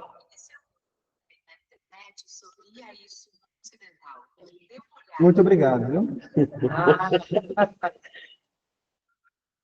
Estamos falando de um mundo ocidental, né? Europa e ao nosso lado de cá, por enquanto. Porque no mundo oriental, né, nós temos, aqui nesse período, vocês estão vendo isso na história da igreja, por exemplo, lá em mais ou menos 500 anos antes de Cristo, nós já temos o povo hebreu, temos toda aquela história de Salomão, por exemplo, né, Salomão um pouquinho mais antes ainda, 913 antes de Cristo. Mas então nós temos aqui um povo oriental, um povo hebreu, tá? Do outro lado, nós temos esse povo ocidental. Esse povo ocidental, eles precisam buscar explicação para a realidade. Quais realidades naturais e sobrenaturais? E como que eles começaram a fazer isso? Olha, veja, tem um mar ali, né? E esse mar produz muitas ondas. O que isso significa? Poseidon. O Poseidon é o rei, né, dos mares, ele está irado, né? Hoje, então, por isso que este mar está agitado, né? Nossa, mas eu sinto um amor incondicional por aquela pessoa. Não, essa é a deusa Afrodite, né, que está colocando esse sentimento em você. Então, no início de tudo, nós temos uma explicação da realidade de forma mítica. Ou seja, precisamos de um mito. O que é um mito? Isso aqui é importante, também cai em prova, né? Como eu estou me sentindo professor de ensino médio agora. Meu Deus. O mito, ele surge para explicar a realidade. Lembra disso, realidade natural e sobrenatural, né? Então, eu explico o sentimento humano, né? Eu preciso explicar por que eu sinto essas coisas, mas também eu preciso explicar como que as coisas surgem. Um exemplo muito claro para nós é a origem do Guaraná. Você lembra dessa história? Quando eu era criança, que tinha um índio, Tupi-Guarani, que era uma criança, e aí, sei lá, arrancou os olhos dela, plantou, aí colocou os olhos na terra, e aí cresceu o Guaraná. É por isso que todo mundo fala que a semente de Guaraná parece um olho, né? Então, olha, isso é uma linguagem mítica, né? Eu uso de uma história para eu explicar algo da realidade. Os índios faziam isso, né? E este povo aqui, né, mais ou menos 600, 700 anos antes de Cristo, essa era a maneira de se explicar a realidade das coisas, através dessa realidade mítica. Por exemplo, vocês já ouviram falar do mito de Édipo? Já ouviram falar do mito de Édipo? Lembra mais ou menos? Mais ou menos. Não, isso é uma área mais da psicologia, mas entra nisso. O que é o mito de Édipo? O mito de Édipo conta o seguinte para nós. Diz que tinha um rei, né, chamado Laico, e a sua esposa, né, rainha, e eles eram fascinados para ter um filho. Eles queriam urgentemente ter um filho, né? E aí eles vão, né, concebem esse filho, conseguem ter um filho, e eles vão até o templo, né, para conversar com Apolo, para ver como que seria o destino daquele filho, para que Apolo pudesse abençoar aquele filho. Esse filho é Édipo. Só que Apolo, lá no templo, ele alerta para Laico e para sua esposa, diz o seguinte: olha, tome cuidado, porque esse filho seu, ele veio para te matar e para ficar com a sua esposa, com a mãe dele. Ué, aí o rei assustou, olha, falou assim: como assim, né? Tá doido? O que ele fez? Ele catou o menino, né? Entregou para um escriba do rei, do templo lá dele. Falou: olha, leva esse menino para a floresta. Mata ele, dá um jeito de matar ele para lá, né? Porque esse menino vai crescer, vai dar trabalho para nós aqui no reino, né? Aí disse que esse escriba foi com o menino lá, só que ficou com muita dó do menino, era uma criança. O que ele fez? Ele furou os pés do menino, machucou os pés do menino e deixou ele no mato. Só que os pés do menino, por estar machucado, o neném começou a chorar, né? Começou a chorar muito, muito, muito mesmo. E aí veio outra família distante, família de uma pequena tribo que estava perto, escutou os choros do neném e foi buscar o neném. Buscou esse neném, cuidou dos pezinhos dele, tanto que Édipo significa justamente pé inchado, né? E aí cuidam desse menino, de Édipo. E ali o Édipo, ele vai crescendo, né? Ele vai ficando forte, com uma força muito robusta, uma força de guerreiro mesmo. Quando penso que não, o Édipo começa a questionar sobre sua origem. Qual é a minha origem de fato, né? Então, assim, mãe, olha, eu sei que a senhora já me falou, que a senhora me achou ali no mato, mas gostaria de conhecer quem é a minha família real, né? Aí a mãe dele falou assim, olha, não é bom fazer isso porque o reino é inimigo. A sua família de origem é um reino inimigo. Ele falou assim, não, mãe, eu quero conhecer. Ela falou assim, não, não faz isso, não, deixa quieto. Só que o Édipo, muito curioso, foi no meio do mato para ir atrás desse reino. E no meio do caminho tinha uma caravana de soldados, né, a cavalgada, à busca de caça, de recursos, de alimentos. E aí o Édipo vê aquela caravana vê o Édipo e eles entram num conflito. E o Édipo acaba matando o ancião daquela tribo, que era justamente Laico, o pai de Édipo. E aí ele mata, né, esse ancião e o pessoal fala assim, olha, você matou esse ancião, você precisa ir para o nosso reino agora para a gente poder julgar, né? Leva ele preso. Quando ele chega lá, ele tem um poder de persuasão muito grande, se eleva ao trono e vira esposo da própria mãe, conforme o Apolo tinha dito. Agora veja, para que existe esse mito? Né? Qual que é a moral da história para o pessoal daquela época? O destino ele sempre acontecerá independente dos meios. Aí veja, isso é claro para nós, isso é óbvio. Né? O destino, se tem um destino, vai acontecer. Mas para eles, como explicar isso? Aí criaram toda uma demagogia, uma história em cima disso. Então, olha que o mito de Édipo, que interessante. Por isso que o mito, as duas características principais do mito é sobrenatural.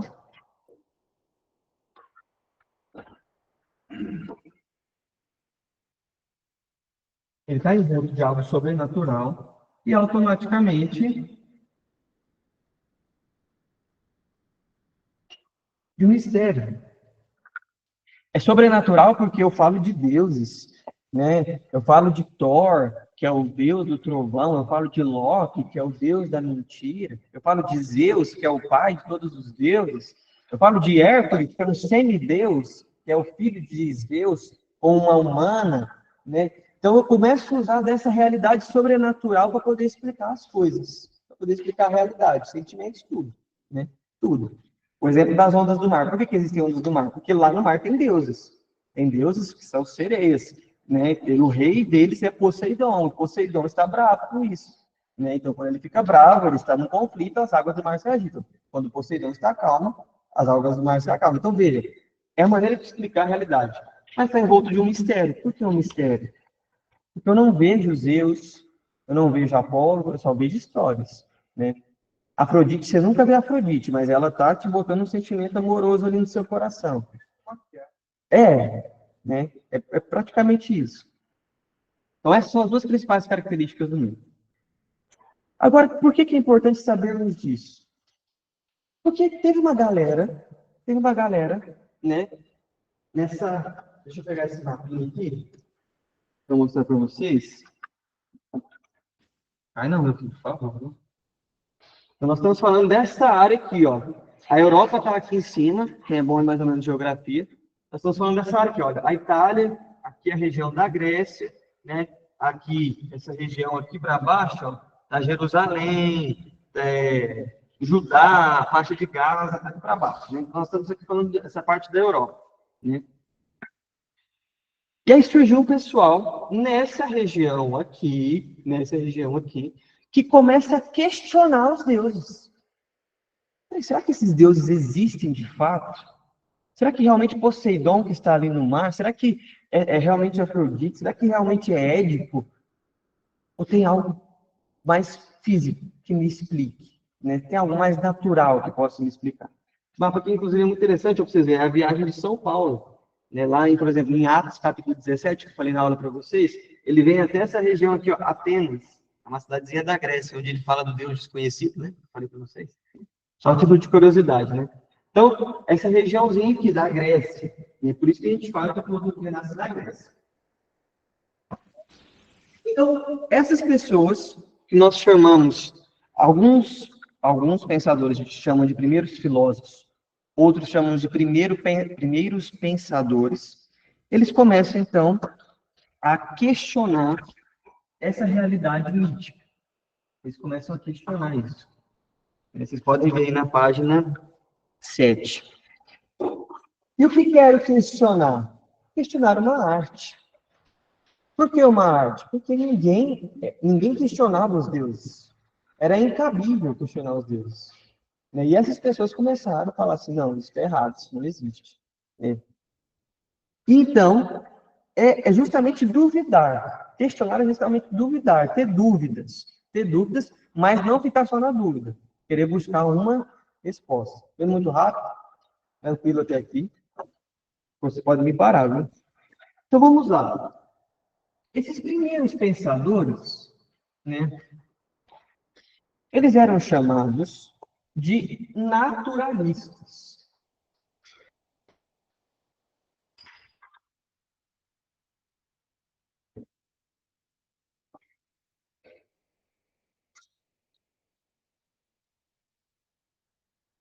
Primeiros pensadores, primeiros filósofos, né? Então eles eram chamados de naturalistas por quê? Né? Vou até colocar aqui.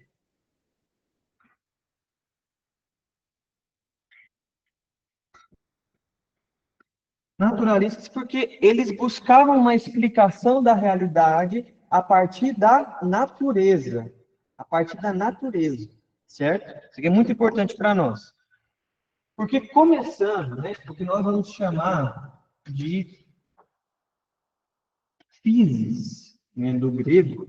Ah, gente, depois que eu esqueci de falar, eu vou falar para vocês, no final de cada aula, eu sempre vou mandar o material que eu faço, que é como se fosse um resumo da aula, tá? Bem ajeitadinho para vocês, que vocês quiserem ler depois, vai estar mais ajeitadinho, né? Então, a physis, né? Eram esses primeiros pensadores que buscavam a explicação da realidade a partir da natureza. A partir da natureza.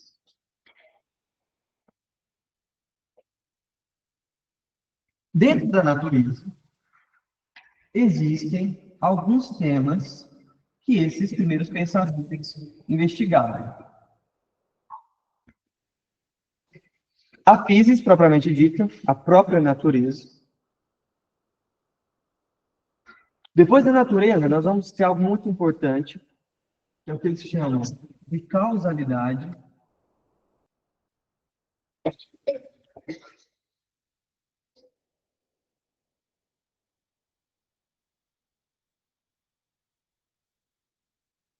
Não assustem com as palavras, tá? Eu vou explicar bonitinho. O cosmos, o logos e o mais chato, não mais chato, mas por causa do nome mais chato, nome diferente, aliás. Aqui. E todos esses temas se resumem ao caráter crítico, né, de criticar o fato. Então, o que é a physis? Natureza, né? Physis significa natureza. Guardem isso na memória de vocês. O que significa causalidade? O próprio nome diz. Causalidade se lembra de quê? De causa. Então, né, então, se eles buscavam algo natural, mas espera aí, se tem esta água, o que vem antes desta água? Como que ela é formada? Né? Qual que é a causa dela existir? Qual que é o motivo dela existir? Isso é a causalidade. Tá? Lembrem de causa, para vocês não esquecerem. É importante, viu? Pode anotar. Então, a causalidade é isso. Buscar a causa das coisas. Tá, eu tenho essa mesa aqui. Né? Essa mesa aqui, ela é composta de madeira e ferro. Tá, mas de onde vem a madeira? De onde vem o ferro? Já veio para trás. Tá dentro da árvore. Tem uma árvore aqui, tem um minério de ferro. Mas de onde vem a árvore? De onde vem o minério de ferro? Ah, tem uma semente que gera uma árvore. Tem alguma coisa que gera um minério de ferro. Tá, mas o que gera semente? Tá, mas o que gera a semente? Isso é causalidade. Eu buscando coisas atrás até eu achar a razão de tudo. Até eu achar a razão de tudo. Por isso que aí, né, a gente entra nesse estudo do cosmos. Do cosmos. O que é o cosmos? A gente pode traduzir propriamente como universo. Universo. Porque daí chega uma hora que eu vou voltando, e já não tem mais explicação física. Então eu preciso de uma explicação que está para além. Né? Então eu preciso questionar também a origem do universo. Né? que é o cosmo. E aqui, no cosmo, a gente divide, né, justamente o pensamento filosófico do pensamento mítico. A cosmogonia é o pensamento mítico, tá? Não preocupem com isso, mas eu estou dizendo aqui para a gente ficar claro e não fugir dos temas, né? Cosmogonia, explicação do universo através do mito, certo? Cosmogonia, então, é explicação do universo através do mito. Cosmogonia, certo? E aí sim, aqui, que é onde a gente quer entrar, na cosmologia. Lembra desse terminologia? Eu até fiz um negócio na aula passada com psicologia, né? Logia é estudo do cosmos, que é o universo. Então, veja, nós temos uma cosmogonia, que eu explico o universo pelo mito, mas agora que os primeiros pensadores, primeiros filósofos, eu tenho uma explicação mais lógica, eu tenho um estudo do universo. E agora sim, outro tema, logos, que a gente traduz por razão. Peraí, eu também sou um ser pensante. A minha mente também trabalha. Então, a realidade, ela não está só fora, ela também está dentro. A realidade também está dentro de mim. É o logos, é a razão. Que depois a gente vai ver que muitos vão até falar que o logos é Deus, né? Deus enquanto uma inteligência, não enquanto Deus cristão que nós conhecemos, por enquanto. Então, logos é a razão, né? Mas que tudo isso daqui, né? Tudo isso daqui, ó, primeiros pensadores naturalistas. Então, estudam a natureza, a causa de todas as coisas, o cosmos, o universo, de forma lógica, a razão, a mente humana, tudo isso dentro de um caráter crítico. Lembrem disso, tá? Caráter crítico. Porque nós estamos falando de alguém que está questionando a explicação da realidade. Porque, veja, ninguém contestava, né, que Zeus era o deus dos deuses. Ninguém questionava isso. Mas surgem pessoas que começam a contestar isso, né? Então, isso é motivo de escândalo. É motivo de escândalo. Igual Abraão, quando ele começa a falar de um Deus único, né? Ele estava no meio de tanta gente que falava de tantos deuses. Ele começa a falar de um Deus único, isso é escândalo. Da mesma maneira foi aqui. Mas, aqui para os primeiros pensadores, tudo isso precisa me levar a arqué. O que é a arqué? Arqué significa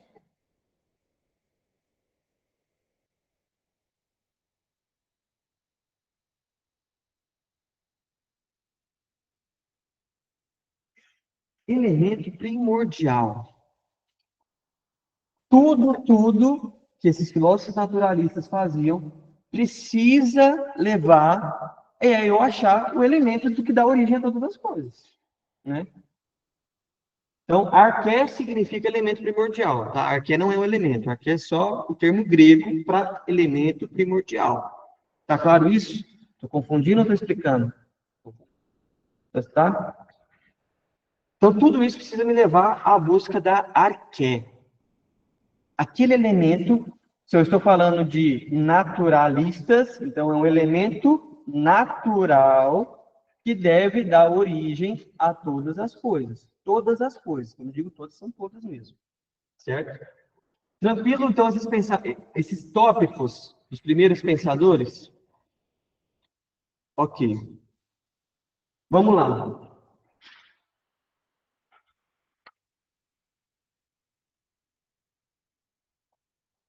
Então, o último tópico e mais importante deste início é o arqué. É a arqué. Por quê? Porque nós vamos ter a figura agora de alguns filósofos específicos, né? Início de alguns filósofos. Robson, dá uma salva de palmas, gente, pro Robson, tá aqui sentadinho aqui nessa aula. Deus abençoe, Robson.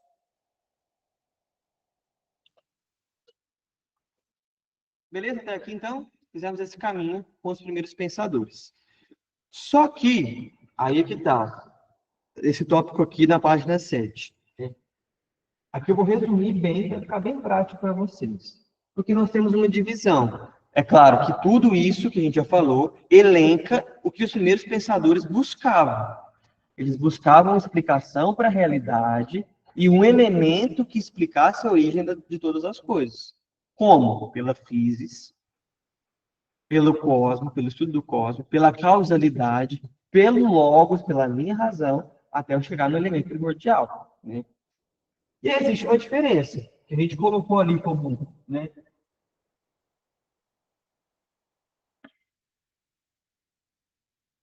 Aqui está como dois tipos de filosofia, dois tipos de conhecimento. Especulativa, analítica. Muito tranquilo isso aqui. Especulativo é o quê? É um conhecimento que especula as coisas, né? Não tem nada concreto, né? É o achismo, né? Que é o que a gente vive hoje na internet, né? Eu acho que isso aqui é bom, então isso aqui para mim é a verdade, né? Aí eu acho que comer sanduíche todos os dias é bom. Não, peraí, os nutricionistas falam que não é bom, né? Não, mas para mim isso é especulação. Eu vejo algo que faz sentido para mim, né, que explica para mim a realidade até certo ponto, e pronto.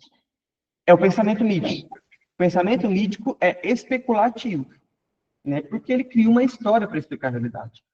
A filosofia, com os primeiros pensadores, através dos elementos que nós elencamos aqui, ela é analítica. O próprio nome nos lembra de análise, né? Então, se é analítica, né, é uma análise. E quando eu digo análise, é um processo. Eu vejo, eu olho, eu busco, eu estudo, né? Isso é analisar, né? Quando o professor pede na escola, analisa o texto. Aí você tem que dividir o sujeito do verbo, do predicado, do objeto direto, do objeto indireto, né? Então, eu também não lembro não, tá? Só lembro desses termos. Agora pede para eu fazer isso na frase. Mas isso é análise. Eu destrincho a realidade. Eu não só olho ela do jeito que ela está, não. Eu vou para além dela. Eu destrincho essa realidade. Isso é analisar, né? Então, só para a gente ter isso claro, para a gente não passar batido.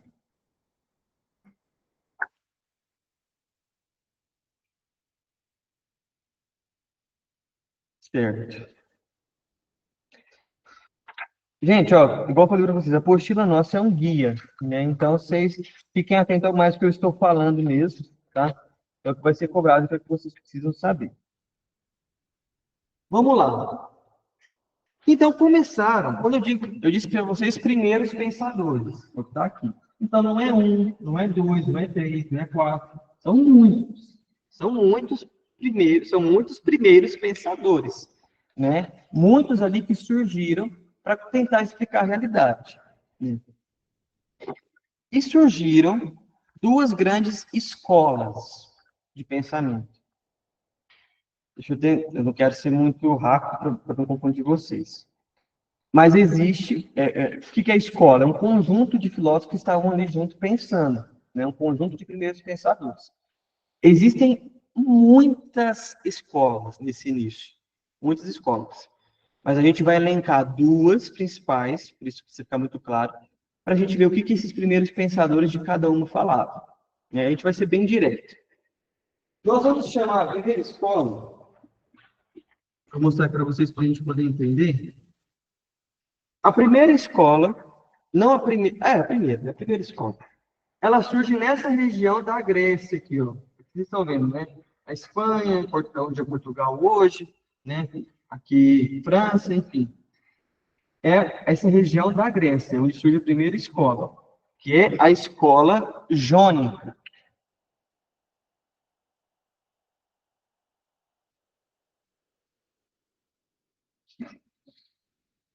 A escola jônica. Vejam aqui, ó, Mar Jônico, porque aqui é região jônica, né, que era chamada, por isso a escola jônica. A outra escola que nós vamos ter está justamente aqui na região da Itália. Essa região da Itália aqui, né? Então, a outra escola é a escola, região da Itália, escola italiana. Escola italiana. Né?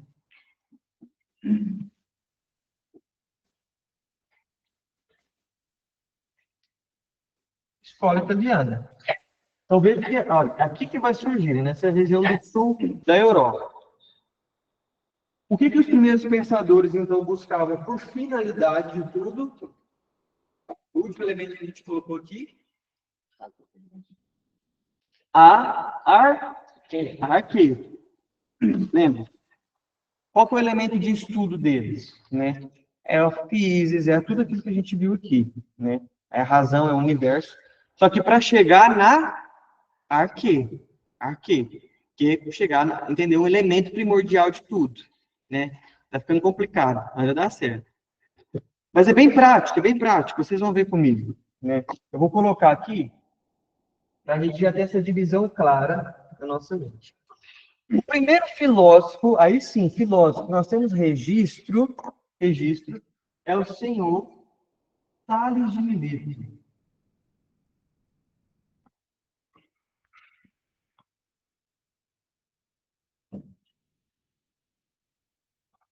Tales de Mileto, né?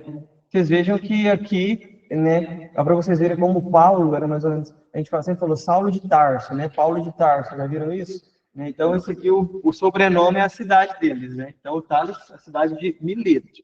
Né? E Tales de Mileto, enquanto primeiro filósofo, ele diz o seguinte: a arque, o elemento primordial que move a realidade é a água. É a água. Para para pensar, sem água a gente não vive, a gente precisa se lavar, a gente precisa beber água. Até a ciência atualmente diz que ali as primeiras bactérias da Terra surgiram da água. Né? Então, Tales de Mileto, ele afirma isso. Então, eu preciso que vocês saibam só isso nesse momento. O filósofo e qualquer arque para ele. Só isso. São muitos, mas fica tranquilo, tá? Não precisa decorar, não. Tenho anotado. Né?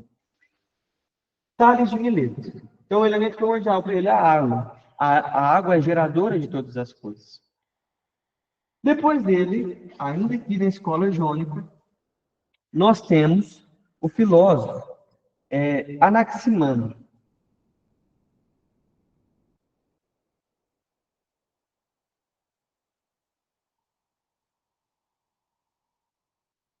Filósofo Anaximandro.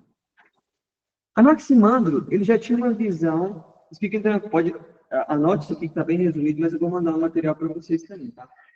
Anaximandro, ele já tinha uma visão para além. Ele dizia assim, olha, a arque é essa palavrinha aqui, ó. É o apeiron. Ele dizia, eu não consigo definir. Apeiron significa indeterminado. Então, o elemento primordial de todas as coisas é o indeterminado. Ou seja, se eu for voltando, lembra da causalidade? Eu vou voltando, não tem jeito, eu nunca vou chegar na algo concreto. Tales dizia, não, nós conseguimos chegar, esse algo concreto é a água. Anaximandro dizia assim, não conseguimos chegar. Então é indeterminado. Esse elemento é indeterminado. Mas aí, surgiu um outro rapaz,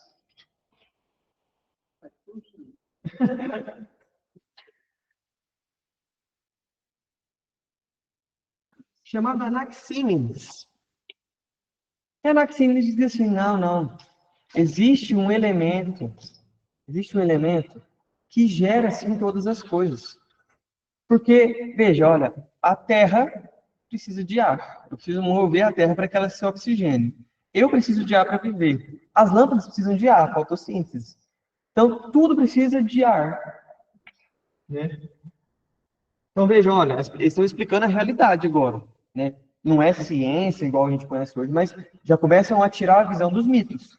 Então, não existe mais mito. Né? Veja, não é mais a Poseidon, é a água que é o elemento, é a água física que está aqui. Né? Então, apeiron, eu não determino. Ah, é Zeus. Não determino isso. Anaxímenes, é o ar.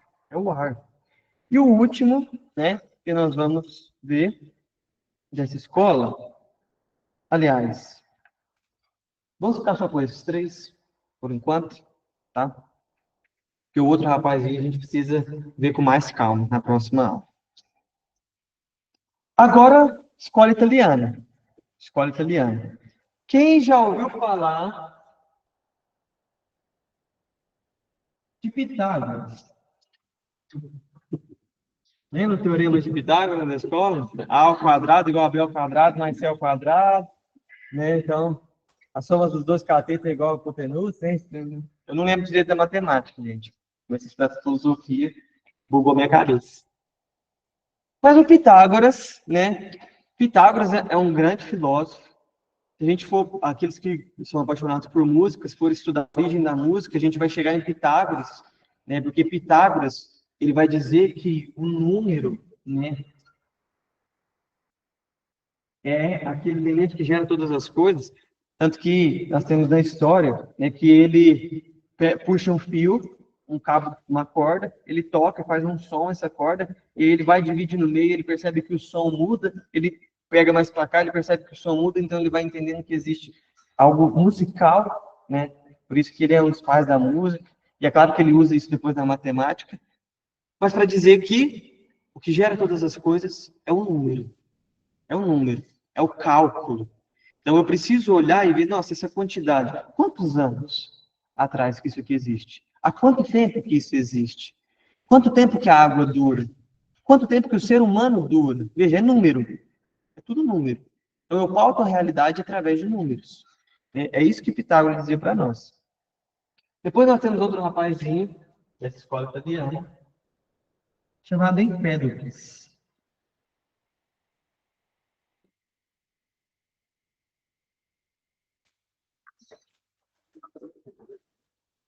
O Empédocles, ele faz para nós uma síntese. Né? O que é síntese? É justamente uma junção de tudo. Ele fala, olha, eu não vivo sem água, eu não vivo sem ar, eu não vivo sem a terra, eu não vivo sem um número, eu não vivo sem o fogo. Então, ele diz assim, olha, o elemento primordial, ele é uma junção de 4 elementos. De 4 elementos.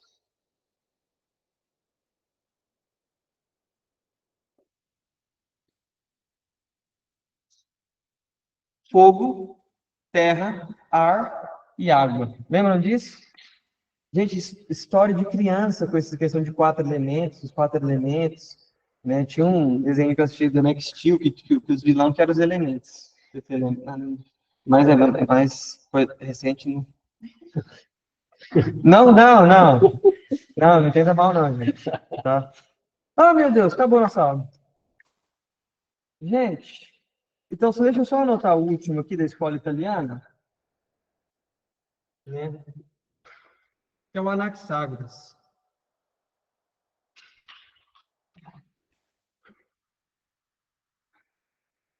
Anaxágoras. O que ele dizia para nós? Né? Eu vou até colocar aqui.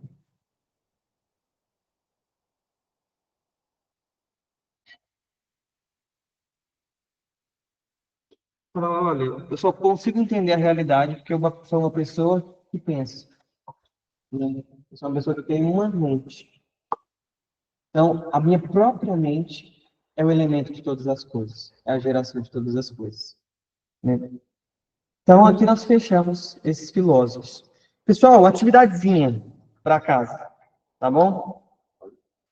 Muito tranquilo. Nós falamos que a filosofia surge a partir da arte do... Tinha um mito, o pessoal começou a fazer o que com o mito? Questionar. E é isso que vocês vão fazer para mim. Eu quero que você pode escrever à mão, vocês que estão presencial, vocês tragam para mim na nossa próxima aula. Quem está online, me manda uma foto no WhatsApp. E a pergunta que vocês vão responder é a seguinte: o que é a felicidade? O que é a felicidade? Sem chat GPT, viu, gente? Sem, só o nosso nus, tá? Igual o Anaxágoras dizia aqui, só a nossa mente. O que é felicidade? Vamos questionar isso? Hã? João Pedro. Imagina. Eu vou mandar no grupo para vocês. Vou mandar o material dessa aula, tá? E, pessoal, Deus, na próxima aula a gente retoma isso daqui e a gente vai começar a falar depois de 2 grandes filósofos que vão dar uma outra visão. Eles vão falar de elementos sobrenaturais. Nós estamos falando aqui de elementos naturais. Vamos falar depois de elementos sobrenaturais da existência do nosso humano. Glória ao Pai, ao Filho e ao Espírito Santo.